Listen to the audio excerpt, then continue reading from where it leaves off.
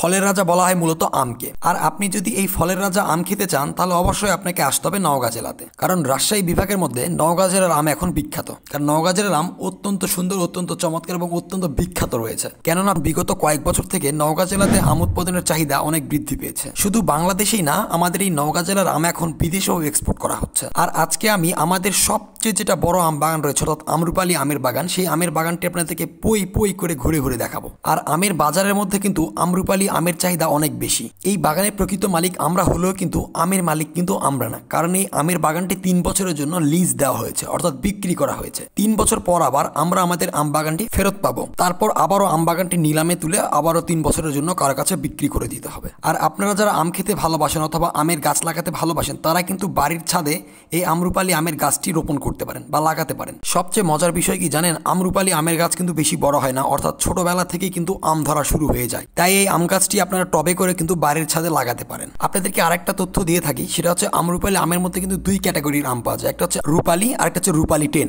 দুটা কিন্তু আলাদা আলাদা নাম। একটা হচ্ছে রূপালি, একটা হচ্ছে রূপালি 10। এই যে দেখতে পাচ্ছেন আমগুলো দেখতে পাচ্ছেন, এগুলো মূলত রূপালি 10 আম। এগুলো সাইজে অনেকটা বড় হয় রূপালি আমের চাইতে। দুটো যেহেতু একই জাতেরই আম, কিন্তু পার্থক্য তো একটু রয়েছে, তাই না? রূপালি আমগুলো সাইজে ছোট হয়, আর রূপালি 10 যে আমগুলা, এগুলা কিন্তু সাইজে অনেকটা বড়। এই যে দেখতে পাচ্ছেন, ক্যামেরাতে দেখতে পাচ্ছেন ছবিতে, এই যে দেখুন আমগুলা, এই আমগুলা কিন্তু রূপালি 10 আম, সাইজে অনেকটা বড়। এগুলো আম কিন্তু 3টা 4টা দিয়ে কিন্তু 1 কেজি আম হয়ে যায়। সো বুঝতেই পারছেন আমগুলো কিন্তু অনেক সুন্দর আর অনেক মিষ্টি খেতে। আপনারা যারা আমরুপালি আম খেতে ভালোবাসেন অবশ্যই কমেন্ট বক্সে জানাতে পারেন যে আপনাদের কোন আমটা বেশি ভালো লাগে খেতে। আমার তো আমরুপালি আম খেতেই বেশি ভালো লাগে। তো এই যে দেখতে পাচ্ছেন এগুলো কিন্তু সব রূপালি 10 সাইজের আম। আর রূপালি 10 সাইজের আম কিন্তু আমি সাজেস্ট করবো আপনারা লাগাতে পারেন এই রূপালি 10 আম। আপনারা কিন্তু নার্সারিতে গিয়ে যদি বলেন যে রূপালি 10 আম নেব, তাহলে কিন্তু নার্সারিওয়ালা কিন্তু আপনাকে রূপালি 10-এর আম গাছটা দিয়ে দেবে। ঠিক আছে?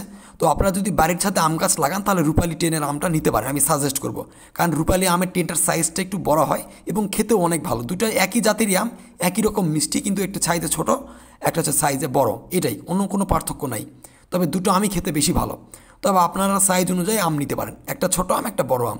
সো আপনারা যদি বড় আম খেতে চান তাহলে অবশ্যই রূপালি 10 নিতে পারেন। এই যে দেখুন, দেখতে পাচ্ছেন এগুলো হচ্ছে রূপালি 10 আম, অনেক সুন্দর। এই 3টায় প্রায় 1 কেজি আম হয়ে যাবে পেকে গেলে আর কি। আমগুলো যখন পেকে যাবে তখন কিন্তু 3টায় প্রায় 1 কেজি হয়ে যাবে আম।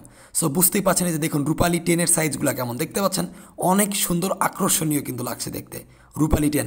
সো আমি বারবার বলছি, সাজেস্ট করছি যে আপনারা যদি আম গাছ লাগাতে চান বাড়িতে, অবশ্যই রূপালি 10 লাগাবেন। কারণ রূপালি 10-এর সাইজটা অনেক সুন্দর এবং অনেক আকর্ষণীয়। আর বাজারে সবসময় রূপালি 10-এর চাহিদা সবচেয়ে বেশি থাকে। আর রূপালি 10-এর দামও কিন্তু অনেক বেশি রূপালির চেয়ে। আর হ্যাঁ, শুধু গাছ লাগালেই কিন্তু হবে না, গাছের কিন্তু পরিচর্যা করতে হবে। আর পরিচর্যা না করলে কিন্তু ভালো ফল আশা করা যাবে না। তো এই যে দেখতে পাচ্ছেন আমগুলো কিন্তু অনেক সুন্দর রূপালি 10 সাইজের আম। সো রূপালি 10 আমগুলো কিন্তু অনেক সুন্দর, একটু হালকা স্পট পড়েছে, যাই হোক কোনো ব্যাপার না। তো গত বছরের তুলনায় এবারে কিন্তু আমাদের বাগানে অনেক কম আম ধরেছে। যাই হোক ইনশাল্লাহ গত বছর ভালো ধরেছিল, কিন্তু এবার একটু আম কম আসছে এই বছরে। তো যাক কোনো ব্যাপার না, এবারে আম যা হয়েছে ইনশাল্লাহ সামনে বছর আরও অনেক ভালো কিছু আশা করা যাচ্ছে। তো দেখতে পাচ্ছেন আমগুলা যখন কিন্তু বাজারজাত করা হয় তখন কিন্তু শ্যাম্পু স্প্রে করে দেওয়া হয়। এটা কিন্তু একটা খুব ভালো স্বাস্থ্যসম্মত, কারণ শ্যাম্পুটা স্প্রে করলে হয় কি, আপনার আমি যে স্পটগুলো থাকে অর্থাৎ দাগগুলো থাকে এগুলো কিন্তু সব ফ্রেশ হয়ে যায়, এক কথায় আমগুলো চকচকা হয়ে যায়। ঠিক আছে? আর এতে কিন্তু কোনো মানে স্বাস্থ্য ক্ষতিকর বা এরকম কোনো কিছু হয় না। মাথায় দেওয়া যে শ্যাম্পুটা ওটাই কিন্তু স্প্রে করে দেওয়া হয় মেশিন দিয়ে। সো দেখতে পাচ্ছেন রূপালি 10 আমগুলো শুধু আমার দেখেই চোখ ভরে যাচ্ছে। আম খাওয়ার চেয়ে আম দেখতেই বেশি মজা লাগছে। যদিও আমি আম খেতে খুব পছন্দ করি না, আম খুবই কম খাই, কারণ যেহেতু আমার আম বাগান আছে। কথায় আছে যার যেটা থাকে সে কিন্তু সেটা খেতে চায় না। আজকে যদি আমার আম বাগান না থাকতো তাহলে কিন্তু আমি আম প্রচুর খেতে চাইতাম। যেহেতু আমার আম বাগান আছে সেহেতু আমি আম খাচ্ছি না, এটাই আসলে বাস্তবতা। সো দেখতে পাচ্ছেন আমগুলো ঝুলে ছিল, কিন্তু গত বছর কিন্তু আমগুলো একদম মাটির সাথে ঝুলে ছিল, কিন্তু এবছরের কিন্তু সেই আমগুলো এভাবে ঝুলে নাই।